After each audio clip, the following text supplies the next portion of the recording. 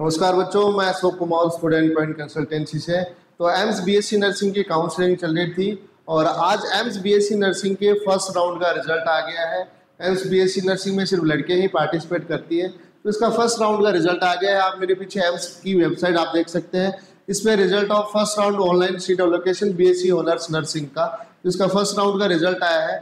अब इसकी क्या कट ऑफ फर्स्ट राउंड की गई है, कितनी रैंक तक, कौन सी कैटेगरी में कॉलेज मिला है, क्या डॉक्यूमेंट आपको ले जाने हैं, आगे की प्रोसेस वो क्या है, वो सारी चीज़ें मैं आपको आगे जो प्रोस्पेक्टस है इसका, तो अब जो सीट का जो पीडीएफ आई है उसमें भी सारी नीचे जानकारी दी हुई है कि आपको क्या डॉक्यूमेंट वहाँ लेके जाने हैं, सारी चीज़ें।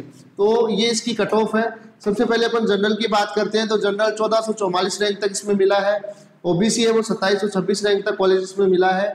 एससी के अंदर ये 7582 है, एसटी के अंदर 12193 है और ईडब्ल्यूएस के अंदर 3226 रैंक तक कॉलेज मिला है। अब जो फिजिकली हैंडीकैप बच्चे हैं, पीडी के जो बच्चे आते हैं, उनको जनरल कैटेगरी के अंदर 13234, ओबीसी के अंदर 19266 और एससी के अंदर 23565 जो फिजिकली हैंडीकैप बच्चे हैं उनको कॉलेज मिला है।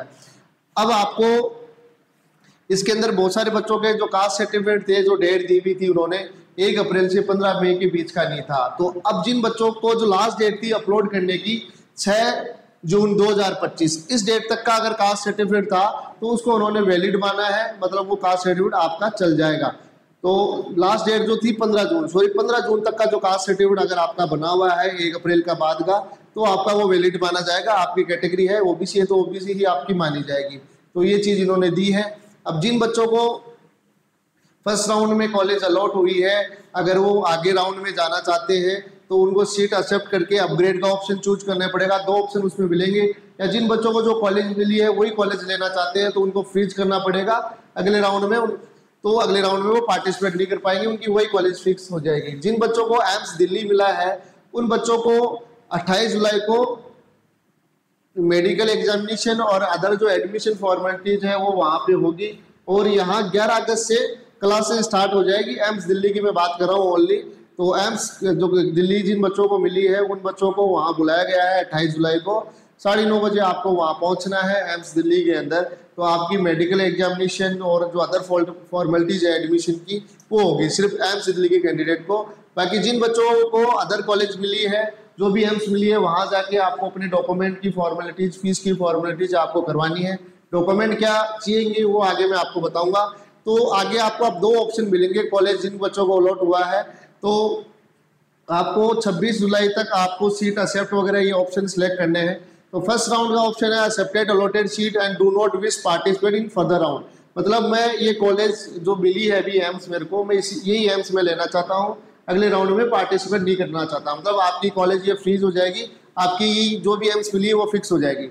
सेकेंड राउंड में ऑप्शन है कि मैं ये एम्स रखना चाहता हूँ लेकिन अगले राउंड में पार्टिसिपेट या अपग्रेड में करना चाहता हूँ, तो आपको 2 नंबर का ऑप्शन वहाँ पे आपको मिलेगा। उसके बाद अगर आप एम्स जो भी आपको मिली है उसमें अगर आप डॉक्यूमेंट अपलोड नहीं करना चाहते हैं, जमा नहीं करवाना चाहते हैं, तो आपको वहाँ 1 लाख रुपए की डीडी बनवा के ले जानी पड़ेगी। उस कंडीशन में जब आप डॉक्यूमेंट अपलोड नहीं वहाँ जमा नहीं करवाते हैं कॉलेज के अंदर, अगर आप जमा करवा देते हैं तब आपको डीडी वहाँ जमा, इसकी 1 लाख रुपए की डीडी बनाने की जरूरत नहीं है। अगर आप कॉलेज छोड़ते हैं तब आपको 1 लाख रुपए की पेनल्टी है वो भरनी पड़ेगी। और जो डीडी है अगर आप डॉक्यूमेंट नहीं जमा करवाते हैं तब आपको एम्स ग्रांट पेएबल अंसारी नगर एम्स दिल्ली के नाम से आपको डीडी बनानी है 1 लाख रुपए की।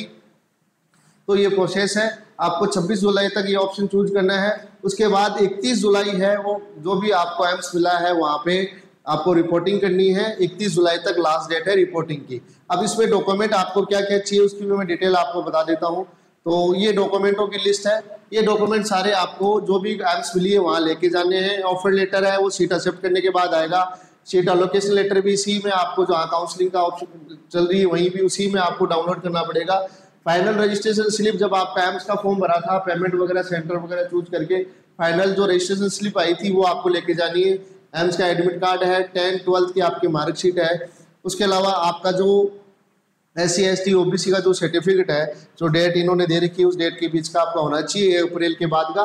और 15 जून जो लास्ट जो अपलोड की डेट थी उस डेट का इन्होंने वैलिड माना है, तो वहाँ तक आपका कास्ट सर्टिफिकेट OBC ईडब्ल्यूएस का चल जाएगा।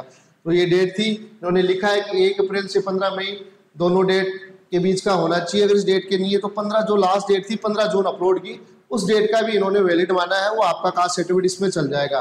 तो ये सारी चीज़ें हैं, जो भी एम्स है, जो आपको लो टू उसकी सारी मेल आईडी वगैरह दी हुई है, तो इस पर आप कांटेक्ट कर सकते हैं।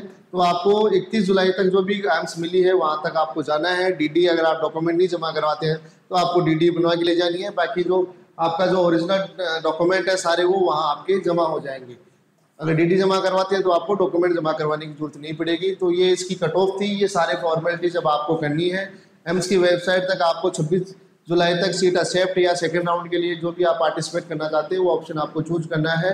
तो और भी अपडेट आगे मैं आपको देता रहूँगा। सेकंड राउंड की भी कट ऑफ है, वो सारी जानकारी मैं आपको दूंगा।